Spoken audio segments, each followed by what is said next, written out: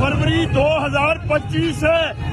8 फरवरी 2024 पाकिस्तान की आवाम ने एक ऐसी तारीख रकम की कि दुनिया के सारे अजूबे एक तरफ और पाकिस्तानी आवाम का 8 फरवरी का अजूबा एक तरफ।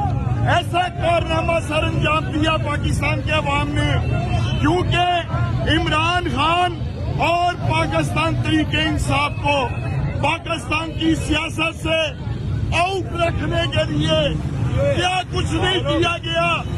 इमरान खान की हुकूमत छीन ली, इमरान खान पे कातिलाना हमला किया, इमरान खान की पार्टी का निशान छीन लिया, इमरान खान को जेल में बंद कर दिया, सजा दे दी।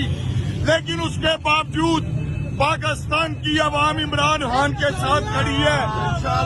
सियालकोट में ख्वाजा आसिफ 8 फरवरी का इलेक्शन कोटी हार गया था, पूरा पाकिस्तान जानता है। और उसके बाद 9 फरवरी को ख्वाजा आसिफ को जैली फार्म के जरिए असेंबली में भेज दिया गया।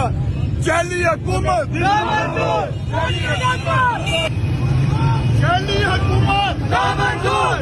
हुकूमत 8 फरवरी का